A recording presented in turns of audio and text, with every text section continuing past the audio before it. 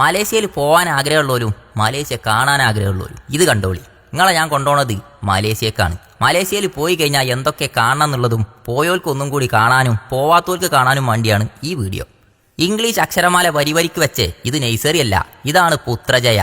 ഞാൻ ഈ എണ്ണ എടുക്കുന്നത് എന്താണെന്നല്ലേ, ഈ മലേഷ്യക്കുള്ള പ്രത്യേകതയാണ് ഓരോ സംസ്ഥാനത്തിനും ഓരോ കൊടികളുണ്ട്.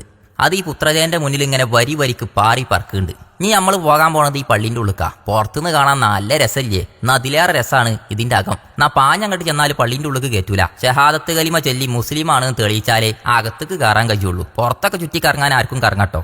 പേർഷ്യക്കാരും തുർക്കിക്കാരും ഓലെ വാസ്തുവിദ്യ കൊണ്ടുണ്ടാക്കിയ ഈ പള്ളിന്റെ ഉള്ളിലെ കൊത്തുപണികൾ കണ്ടാൽ തന്നെ കണ്ണു തള്ളും ചങ്ങായിമാരെ. നമ്മളെ നാട്ടിലൊക്കെ ജമാഅത്ത് അങ്ങോട്ട് കഴിഞ്ഞാൽ മൊല്ലാക്ക ഫാൻ ഓഫ് ആക്കൂലേ, എന്നാ ഇവിടെ ആ സിസ്റ്റം ഇല്ല. ഇങ്ങോട്ട് നോക്കി, പള്ളിന്റെ ഉള്ളിൽ ഇതാ കരാട്ട ക്ലാസ് നടക്കണ്. പോണ വൈക്ക് ഈർപ്പ വലിച്ചു കെട്ടിയമായിട്ടൊരു പാലം കണ്ട് എന്താ രസം. ഇതൊക്കെ കാണുമ്പോഴാണ് അങ്ങാടിപ്പുറത്തെ പാലത്തിനൊക്കെ എടുത്ത് തോട്ടുകറിയാൻ തോന്നുക. ഉണ്ടാക്കിയ നേതാവിന്റെ പേരോ ഫ്ലക്സോ ഒന്നുമില്ല.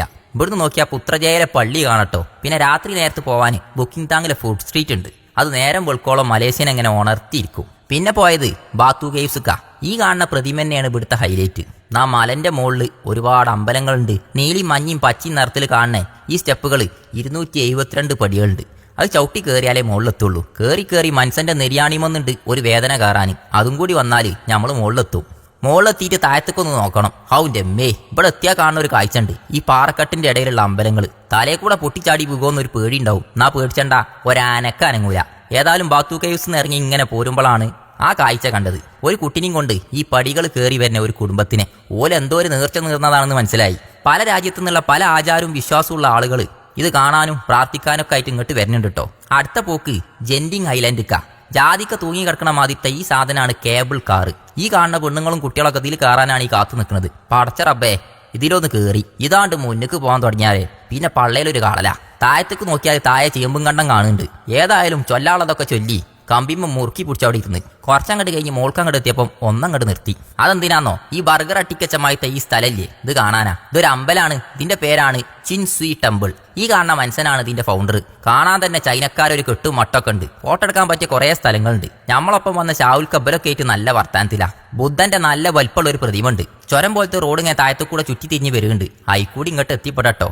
ഇവിടെ ഇങ്ങനെ നടന്നപ്പം നരകവും സ്വർഗവും കണ്ട് തെറ്റ് ചെയ്തവർക്ക് കിട്ടുന്ന നരകത്തിലെ ശിക്ഷയും സ്വർഗത്തിലെ ശിക്ഷയും കാഴ്ചകളൊക്കെ ഇങ്ങനെ കാണിച്ചു വെച്ചിന്. താഴത്തേക്ക് നോക്കുമ്പോൾ ഇങ്ങനെ ഒരു കാഴ്ചയാണ്. നല്ല കോട മൂടിയ ചിൻസീന്ന്. പിന്നെയും നമ്മൾ കേബിൾ കാർ കയറി ഈ മലന്റെ ടോപ്പിലെത്തി. ഒരു 2 ഹൈലൈറ്റ് മാള് കൂടിയാൽ എങ്ങനെ ഉണ്ടാവും. ആദ്യാദ്യം ഒരു മാള്. കുട്ടിയേക്കും വലിയവർക്കും കയറി എൻജോയ് ചെയ്യാനുള്ള കണ്ടമാനം റൈഡുകളും. എത്ര കൊല്ലങ്ങൾക്ക് മുന്നേ ഈ മലകളെ മുകളിൽ ഇങ്ങനെയൊക്കെ ബലി പ്ലാൻ ചെയ്തിന്. അതൊക്കെ നമ്മളെ രാജ്യം എന്നോ കണ്ടുപഠിച്ചണം. മുകളിൽ നേരം വൈകുന്നേരമായി കോട മൂടി ഇങ്ങനെ കിടക്കുകയാണ്. കയറി അത്ര സുഖത്തിലല്ല കേബിൾ കാറുമ്മ കൂടെ താഴത്തേക്കുള്ള ഇറക്കം. ഏതായാലും രണ്ടും കൽപ്പിച്ച് ഇല്ലാത്ത ധൈര്യം അഭിനയിച്ച് താഴത്തേക്ക് ഇങ്ങോട്ട് ഇറങ്ങി. നമ്മളെ പെരയിൽ സെഡ്ഡി ആയാലും ഒരു ഉണക്കാട്ട മാതിരിയാണ് ഇവിടെ കേബിൾ കാർ പോണത്. ഹൗ ഇനി പോണത് മറിച്ചിട്ട കുപ്പായിട്ടിട്ടാണ്. കാണോല് മൊത്തം മറിച്ചിട്ടതാണോ എന്ന് ചോദിച്ചേ. ഈ കുപ്പായത്തിന്റെ പൈസ മുതലായിന്. ഇതുകൊണ്ട് നമ്മൾ ഇനി പോണത് മലേഷ്യയിലെ രാജാവിന്റെ കൊട്ടാരത്തിക്കാ. പെരിഞ്ചാതി മതിലും അതിലും വലിയ ഗേറ്റും വെയിലോണ്ട് കൂളിംഗ് ഗ്ലാസ് ഒക്കെ വെച്ച് ഞാനൊന്ന് നടന്ന് കുതിരമ്മൽ കാവൽ നിൽക്കുകയാണ് ചങ്ങായിമാരൊക്കെ. രാജാവ് അകത്തുണ്ടെങ്കിൽ മഞ്ഞക്കൊടി ഇങ്ങനെ പൊന്തി കിടക്കും. മുതുവല്ലൂർ പഞ്ചായത്തിൽ നിന്ന് വന്ന നമ്മളെപ്പോലത്തെ രാജാക്കന്മാരെ കാണാൻ മലേഷ്യയിലെ രാജാവിന് താല്പര്യമില്ലാത്തതുകൊണ്ട് നമ്മൾ അടുത്ത സ്ഥലത്തേക്ക് പോയി. മലേഷ്യന്റെ സ്വാതന്ത്ര്യദിനത്തിനും വേണ്ടി പോരാടി മരിച്ചോൽക്കും വേണ്ടി ഉണ്ടാക്കിയ ദേശീയ സ്മാരകത്തിന്റെ മുമ്പിൽ ജൂലൈ 31 വാരിയേഴ്സ് ഡേ അന്ന് പ്രധാനമന്ത്രി മലേഷ്യയിലെ പോലീസൊക്കെ മരിച്ചോർക്ക് ആദരാഞ്ജലി അർപ്പിക്കാൻ ഇവിടെ എത്തും. അടുത്തത് ചെന്നെത്തിയത് 20 ഏക്കർ സ്ഥലത്ത് പരന്ന് കിടക്കുന്ന KL ബേർഡ് പാർക്കിലാണ്. കൈമൽ ഇങ്ങനെ ഒരു ബാൻഡ് ഒട്ടിച്ചേരും. അതും കൊണ്ട് ഉള്ളിക്കാണ്ട് കയറിയാൽ ഇതൊരു ലോകാണ്. തത്ത, കൊക്ക്, മീന്, ഇന്ത്യന്ന് തൊടാൻ കഴിയാത്ത മയിലൊക്കെ ദാ ഈ മലേഷ്യയിൽ വന്നു കഴിഞ്ഞാൽ അങ്ങനെ നേരന്ന് കിടക്കണ്. മലേഷ്യത്തെ മയിൽ തീറ്റ കൊടുത്താൽ കയ്യിൽ നിന്ന് കൊത്തി തിന്നും. അത്രക്ക് അനുസരണമുള്ള പക്ഷിയാ. നിസാന്റെ കൊട്ട പോലത്തെ ഈ പെരിഞ്ചാതി ചുണ്ടുള്ള ഈ മുതലിനോട് ഒരു കുത്ത് കിട്ടിയാൽ പിന്നെ സൂചി വെക്കാനേ നേരം ഉണ്ടാവുള്ളൂ. ഇതൊക്കെയാണ് എന്താ രസം. മൂപ്പത്തിയേരെ കാണാൻ തന്നെ എന്താ ചൊർക്ക്. കൂമം തൊട്ട് ഒട്ടക പക്ഷിയും കൊരങ്ങനും ഒരു കാലിൽ നിൽക്കണ കൊക്കും പല ജാതി പക്ഷികൾ. പിന്നെ ഇവിടെ പക്ഷികളെ വെച്ചുള്ള ഒരു ബേർഡ് ഷോ നടക്കുന്നുണ്ട്. അതിൽ പല ജാതി പക്ഷികൾ പോലെ കഴിവും തെളിയിച്ചു. പിന്നെ ചെന്നത് ഫ്രീഡം സ്ക്വയർക്കാ. ഈ ബസ്സിൽ നിന്നൊക്കെ ആൾക്കാർ ഇങ്ങോട്ട് ഇറങ്ങുന്നുണ്ട്. ഇവിടുത്തെ കോടതികളും ഗവൺമെന്റിന്റെ പല സ്ഥാപനങ്ങളും ഇതിന്റെ ഉള്ളിലാണുള്ളതെന്ന് നമ്മളെ ഡ്രൈവർ പറഞ്ഞു. ഒരു പ്രത്യേക തരമായ ബിൽഡിംഗ് ആണിത്.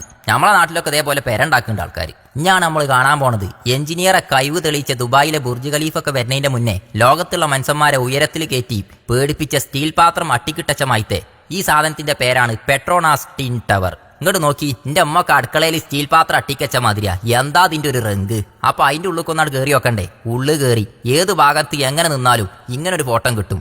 അതന്നെയാണ് ഇതിന്റെ ഹൈലൈറ്റ്. ഇതിന്റെ മുന്നിൽ നിന്നാണ് മലേഷ്യ പോയ മനുഷ്യന്മാർ മൊത്തം ഫോട്ടോ എടുക്കലും. ചാവക്കാടത്തെ അക്വേറിയം കണ്ട് അതാണ് വലുതെന്ന് പറഞ്ഞു നിൽക്കുന്ന മലയാളികളെ ഈ KLCCന്റെ അക്വേറിയത്തിന്റെ ഉള്ളിൽ കയറി നോക്കി. കടലിന്റെ അടിത്തട്ടിൽ നമ്മൾ ഇന്നേ വരെ കാണാത്തയും കേൾക്കാത്തയും ജന്തുക്കളും മീനുകളും വള്ളത്തിന്റെ അടിയിൽ നീരാടുകയാണ്. ഇതൊക്കെ കാണേണ്ട കാഴ്ച തന്നെയാണ് മനുഷ്യന്മാരെ. പിന്നെ ചെന്നത് KL ടവർക്ക. രാത്രി ലൈറ്റ് ഇട്ടത് നിൽക്കുന്നത് കണ്ടാൽ പുതിയെണ്ണ് മാറ്റി വരാൻ തോന്നിപ്പോവും. അത്രക്ക് ചൊർക്ക.